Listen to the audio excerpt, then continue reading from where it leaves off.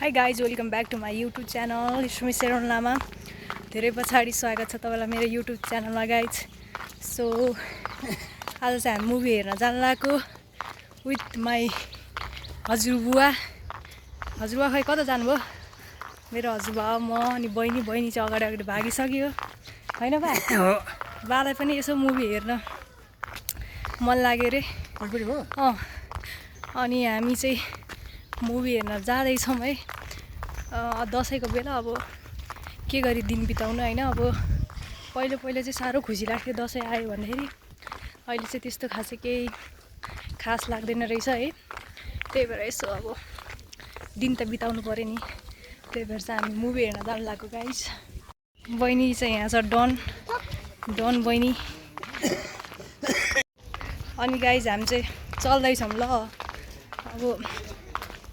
अब हामीले मुभी हेर्न पाउँछ कि पाउँदैन त्यो चाहिँ थाहा भएन, किनकि हामी अलिक ढिलै निस्किया छौँ कि घरबाट।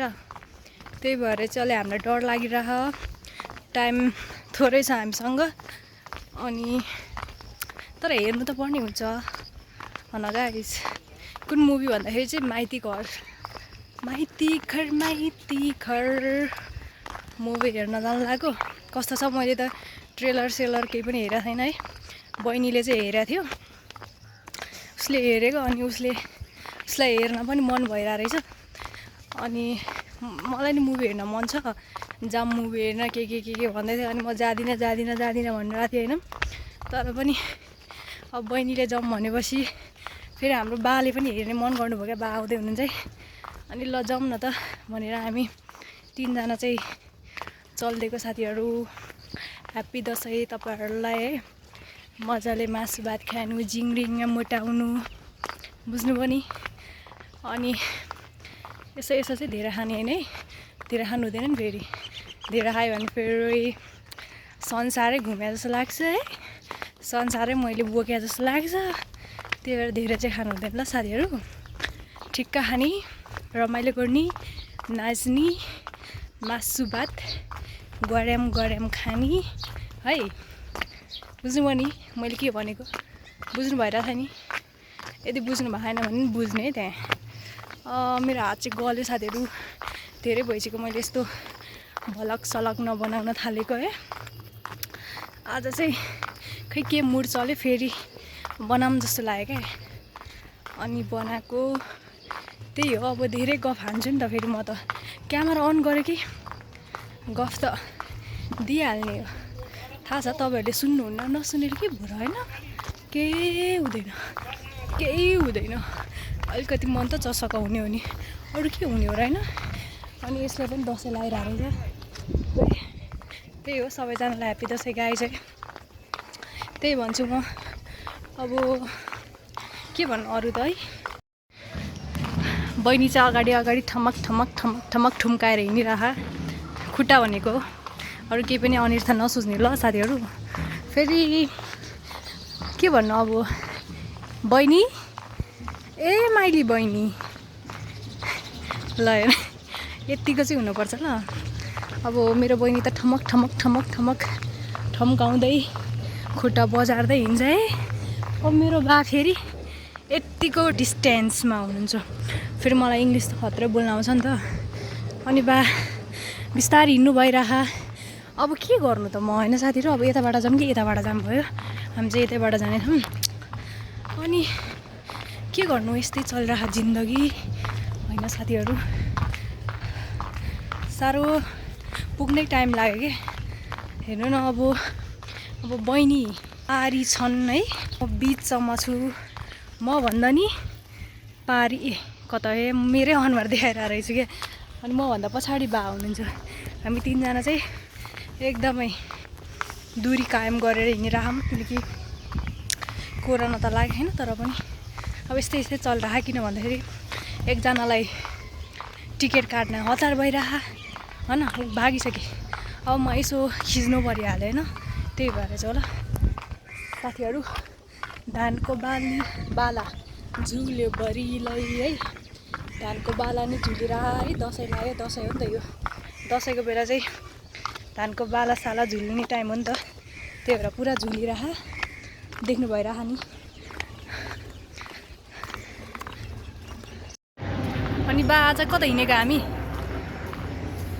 गुरुद्वारातिर घुम्न हिँडेको घुम्न पो हिँड्नु बा फिल्म हेर्न हिँडेको ओहो बा तपाईँलाई फिल्म हेर्न मनपर्छ मनपर्छ नि फेरि मेरो बा चाहिँ बेला बेला हुन्छ नि खोक्नुहुन्छ क्या बालाई चाहिँ खोकी लाग्छ क्या बुढेसकाल लागि सबैले त्यस्तै हो मलाई पनि त्यस्तै हुन्छ गाइज हाम्रो चाहिँ सस्तो मस्तोको टिकट पनि लिइसक्यो ल कालीध्वासीलाई हेर्नु होला कालीध्वासी खानेकुरा बोकेर हिँडिसक्यो बहिनीलाई अब मुभी हेर्न आएको कि खाना आएको चाहिँ थाहा भएन बहिनीले होइन अब एक झोला बोकेर हिँड्छ क्या यहाँ केटाहरू माइती घर हेर्न आएको हामी यहाँ चाहिँ अडियन्सहरू अलिअलि हुन्छ धेरै होइन अलिअलि हाम्रो बा है सबजना खानामा व्यस्त हुनुहुन्छ तर नखिचौँ मान्छेले मार्छ मलाई है गाइस यति हो मान्छे धेरै होइन मान्छेहरू कोचाकोच हिँडिरहन है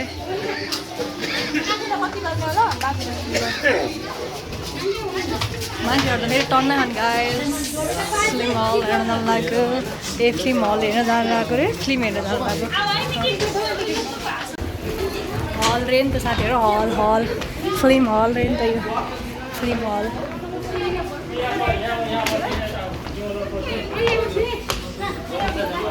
जाऊँ जाऊँ उता हिँड न बा यो नै हो है हल चाहिँ कस्तो लागिरहेछ त हलमा आएर बा कस्तो लागिरहेछ त हाम्रो बालाई कायदा लगाएर बा त ल बा त मन्त्रमुक्त हुनुभयो मन्त्रमुक्त कि खै के भन्थ्यो साथीहरू हेर्नु त कस्तो सेतो सेतो मान्छेहरू म चाहिँ यहाँ चाहिँ आम्बो म त कस्तो भुत जस्तो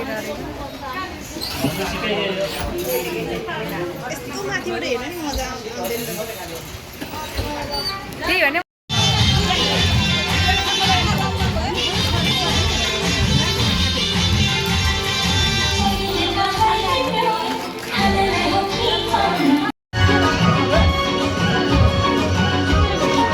टिभीमा हेरे जस्तो आउँदैन